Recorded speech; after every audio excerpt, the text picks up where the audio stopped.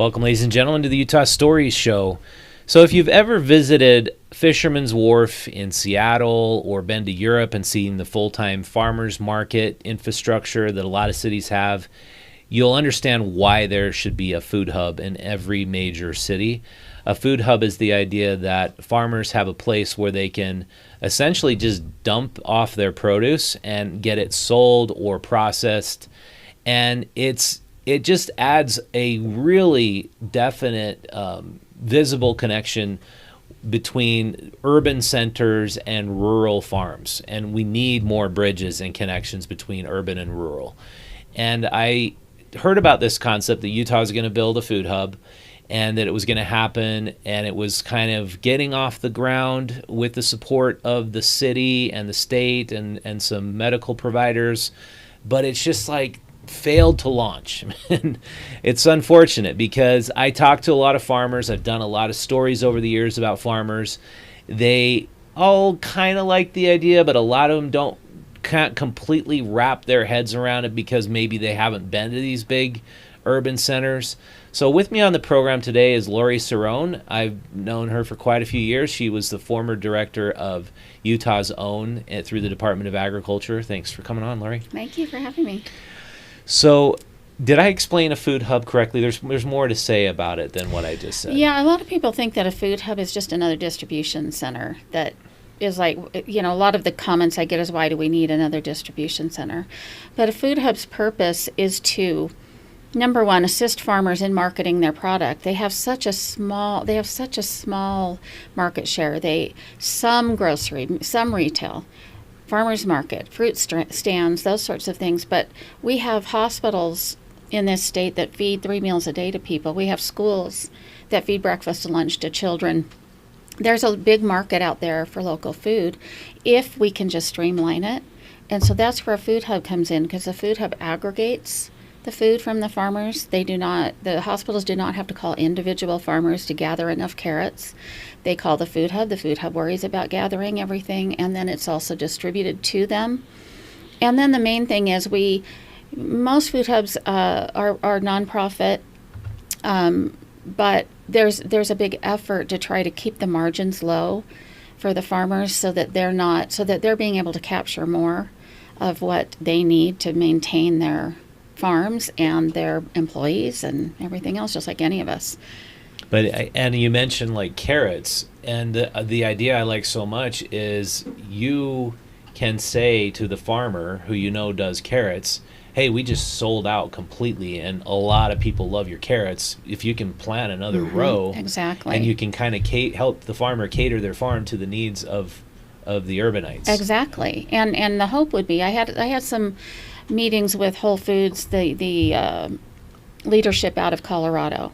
They have food hubs there, but what he explained to me is, he said, Laurie, you're going to need to be patient for the first 3 years, because you're going to do this planning where at first we may run out, but then next year you can plan for more. One of the problems that we run into I think across the country, but in Utah, a lot of the retailers will not sign contracts with the farmers. And that's just because they don't know what the weather's going to be like. I mean, it's no fault of anybody, except for that we need to figure out a way that the farmers have some form of guarantee.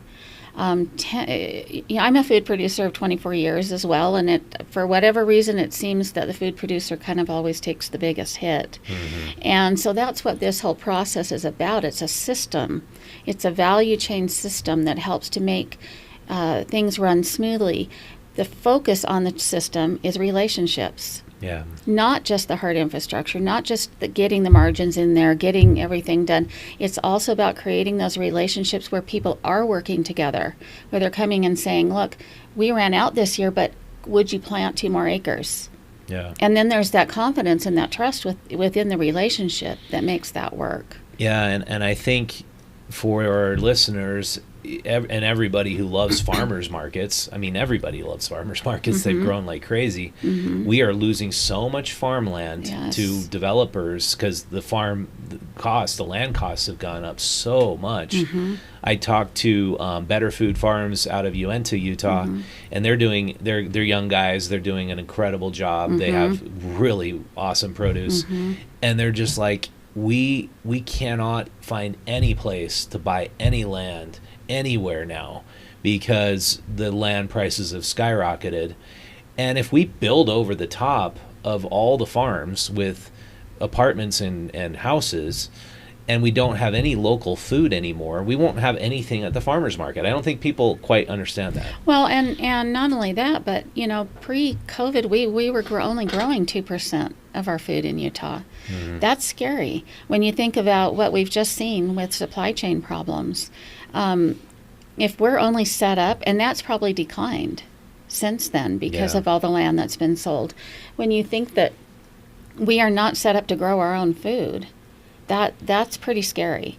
The good thing about COVID is it kind of ignited some fire and, put some fire under some people to say, well, wait a minute, I don't like this, not being able to have control over my food. Mm-hmm. I don't like the fact that so-and-so's potatoes are being dug into the ground, but yet there's people on the other side of the valley that are hungry.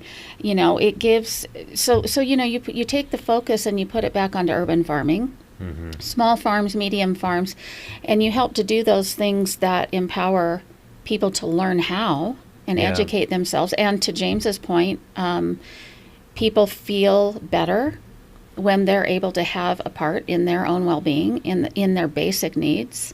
Yeah, and then you pull it together.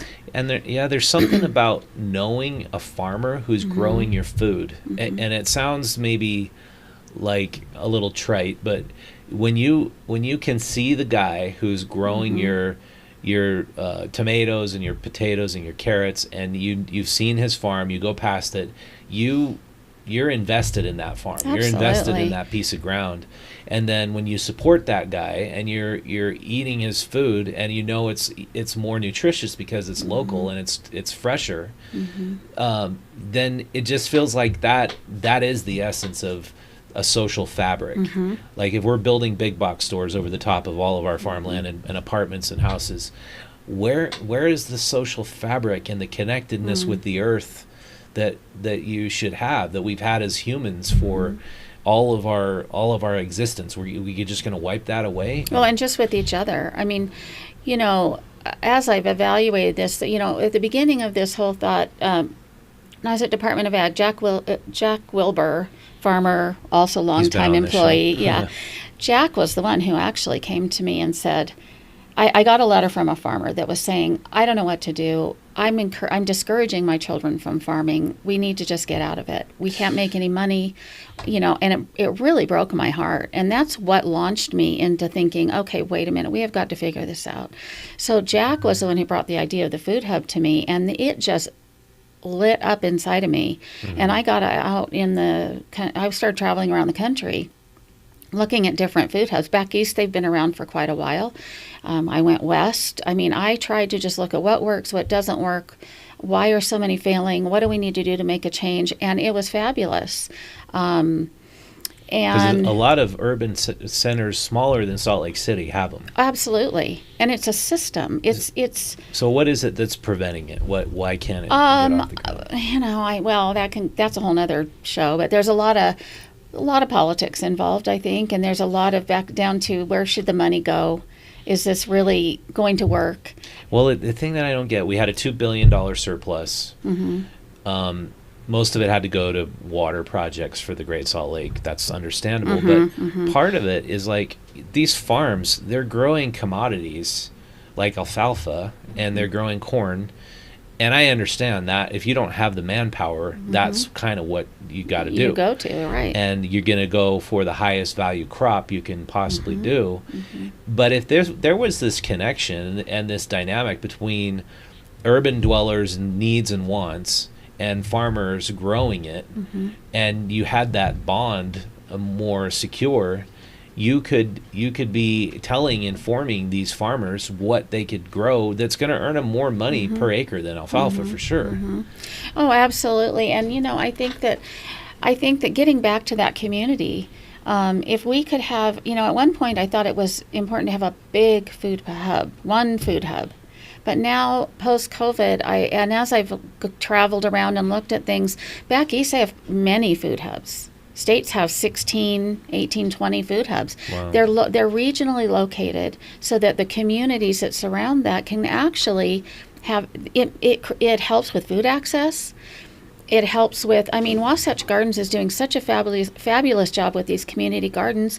If you have a smaller area that has a small hub where farmers can bring their goods, that maybe then gets distributed to the larger hub eventually to go out to hospitals, or just for footprint reasons, it gets distributed right there to the local markets, to the hospital, to the school. It all stays right there. Now you have people who, one of the greatest things I saw, and this is in New York, in the Bronx, they have the projects. Well, they have all this dead land that's just around, trash. It accumulates trash. Well, the city finally came in and said, okay, wait a minute, let's work with New York City Grow, which is a nonprofit. And they started clearing this land, and they planted gardens so that the people in the projects could come and work the garden. And then they take home food. If they don't work, they don't have the food. If they want, I mean, they actually have an ability to come in and provide for themselves. And big pieces of land. And that's why I brought you on after James, because it seems to me we have this mental health crisis, right? And at the root of it, you talk to people like David Droscher, who runs the Other Side Academy. Love him. You don't have people who have that get up and go. It's just like a lot of them resorted to using drugs and alcohol. Right. What can give a person that sense of well-being and spirit to want to get up? I think nothing is better than a farm or a garden. And so it just seems like if you have a workforce and farmers need the labor, why not have an interchange of labor from the city that can go out and work on farms and create that as being the potential way of getting people recovered? Yeah, and food. Oh, absolutely, I agree with that. And another thought also, when you're talking on a smaller community level, is in Massachusetts, I went back to a food hub, or back to take my daughter to school, and there was a retired professor and his wife had a big farm right by UMass, and they had a big barn that they painted the side like a chalkboard. They'd write on the chalkboard every week what needed to be done. Anyone, it wasn't just students, anyone could come to the farm, look on the list, talk to the farmer, go do that thing that was on his list, and leave with a bag full of fresh produce that was harvested so cool. that day. They even went as far as at the end of the month, they'd have a big dinner out in the farm. They'd set up just rows of tables, and anybody who wanted to could come and enjoy the food. That sounds awesome. And my daughter participated in that. I mean, she loved it for her anxiety. She would go work the farm just when she was feeling super anxious about school and whatever. Yeah, I mean, during COVID lockdowns, my garden was my sanctuary. It was my sanity. If I didn't have my garden, I'm sure I would have had to take some antidepressants. Oh, well, I'm sure, and so many people, so many urban farmers that I spoke to at Farmers Market said, one told me in particular, he has his garden in his front yard. And he had so many young families coming by and stopping at his house and asking him if he would show them how to grow and teach them how to garden. Yeah. So, this isn't just, we need to get away from, we need to decentralize things. We need to get away from the concept of, look, the big farms provide a lot of food for people in this country, and there's a need for all of that. But we've also got to empower our small to medium farmers. It's where that's the community part of it. And I think that we sit and we wait. We've learned to wait for food to come to us. Yeah. And we've forgotten that we have that capability. Anyone. Yeah. As a group, I've worked in some of the gardens that Wasatch Gardens has done, and the community just comes out. Kids, you do what you're physically able to do. It doesn't matter. If that means that you're just gonna toss some compost over into a wheelbarrow, or are you gonna dig the big hard chunks out of the ground? It doesn't matter. Yeah. You're contributing. And it's a mental health strategy. And you laugh, for right? Sure. Yeah. What happens when you're in your head, as we all do, and we go down that rabbit hole? And we almost kind of get into a freeze thing. That's part of the mental health problem. Yeah. And then we seek for comfort. When we can go out and work around people, even if we're not real social, but we can be a part of that energy, work in the ground, watch how things grow, see that we were a part of that. There's a distraction and there's a they're talk about mental health. I mean, there's a mental health part of that, not an illness, a mental health part of that then lifts your spirits enough that it takes you out of that depth of despair that you can get yourself into. And why is it you think that we have this mental health crisis here and now, right now? If you look at the very big picture in all the urban centers all over the United States, it's so common.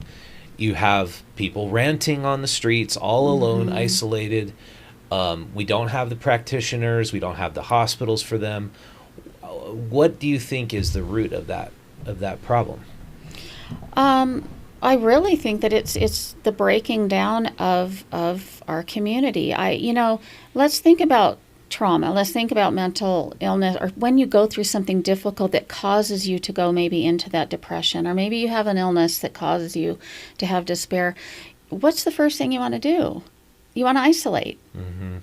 Because you don't feel... I don't want people... You think, I don't want people to see me like this. Right. You either have I'm not shame, feeling good, or you just aren't up to it. But if you have that community around you, that you're gonna that person that says, hey, Saturday we're working in the garden, we want to see you there, or come on, why don't you get out for a minute? I mean, there's just so much more there that doesn't require a conversation about what's wrong, doesn't require a conversation about tell me all of your sadness. It's that physical moving your body to get out of that despair that you're in when you're sitting there in your head. Yeah. And that gets you out over to the community, and a little bit of laughter goes a long way. Yeah. Well, I totally agree, and I think it's so awesome you're spearheading that. Well, I think the food we have super this important. world that's emphasizing more and more and more of the virtual and the screens and the social media online. There's social interaction that's so much more valuable in the real community, in the real world. And people are watching this online, but I just encourage everybody to learn more about gardening, learn more about your project, the Food Hub. Well, and let's not forget the most important basic thing is that healthy food makes all of those things better. Yeah. So if we get right down to it, being able to help our farmers produce local healthy food that we can have access to immediately helps so many things. Yeah. Be better. Yeah, our kids, when my kid went off our regular really healthy diet, because Golda's an amazing cook, he came back and he was a mess. Because I think people don't understand, you make 90% of your neurochemistry in your gut. Like where does brain chemistry come from? It comes from your microbiome. And if you feed your gut a bunch of crap, you're going to feel like crap. And I think and then that doesn't help your mental state either. So no, it doesn't. Yeah, so it's a very basic principle that we provide our own food, that it's healthy. It hasn't had to travel for months or weeks at a time to get to us. I mean, that's just so sad. And just quickly, one thing that really caught my attention was when I was in Puget Sound at a food hub, and they mentioned that the school children, they were shipping in prepared meals from Connecticut for $1.50 a person. And I thought, now, if you take out the shipping out of that, what are they eating for that amount? I mean, what are they really eating? And you look at our children, and just the health, the mental health, the physical health of our children, which we know is a big conversation anyway. But again, I go out to these community gardens, and these kids are in the dirt. They're digging. They're they're learning how to grow as children. Yeah. And this is how you provide for yourself. Yeah. So anyway, it's and it used to be a given that you would cook a meal together, you'd eat it together, sit down together. Yeah. And I always think back to the pioneer roots that established this valley, and that's all that there was. There was no connection with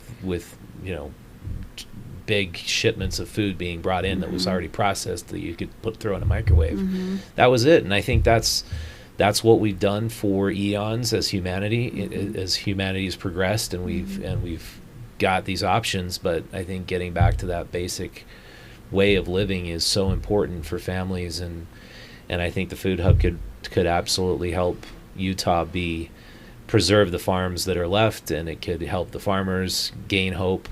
It is sad when you see like a third, fourth generation farmer and they're just like, yep, I'm the last one. This is it. I know. Well, we had some farmers come in and we did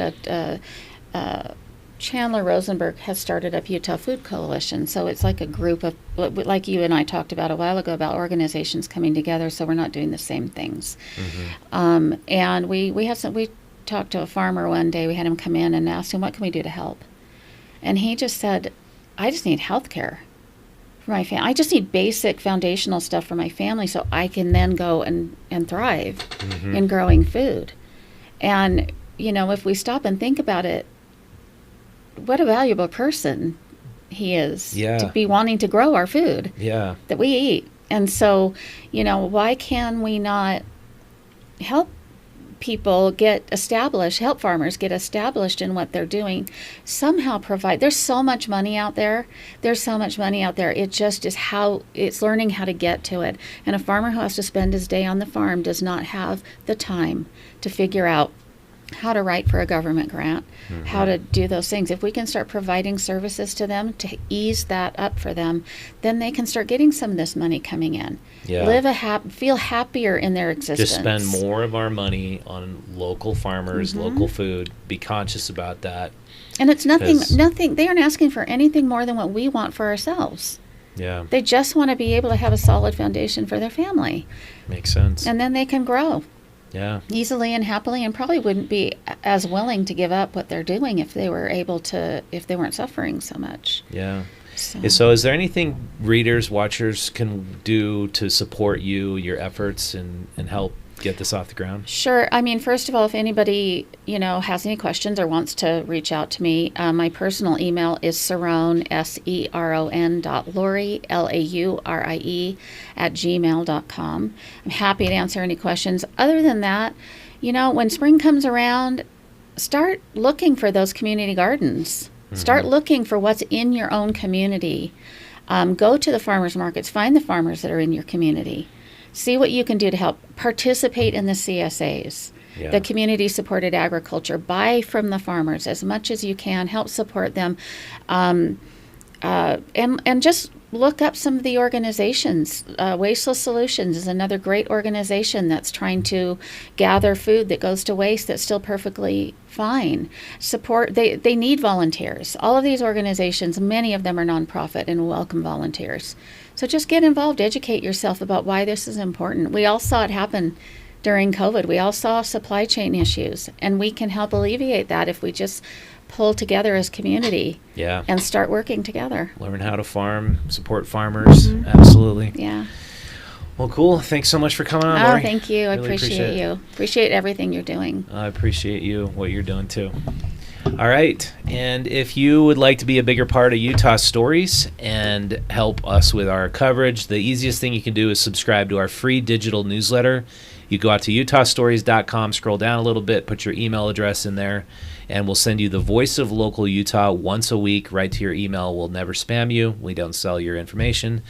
Or if you'd like to be a subscriber to Utah Stories print magazine, this is our current issue. It is totally awesome. We have a team of writers who came up with basically reasons why our government should not be subsidizing Amazon. And it's a really fun issue this month. Chris Bodley did the cover. And you can subscribe to the magazine for $2 a month for, I believe, one more week. Then we're raising the price to $3 a month. So if you want to support our coverage and our writers and our Voice of Local Utah initiatives, go to utahstories.com, hit the subscribe button, and that can help us out a lot. All right, thanks so much for watching. I'll see you next time.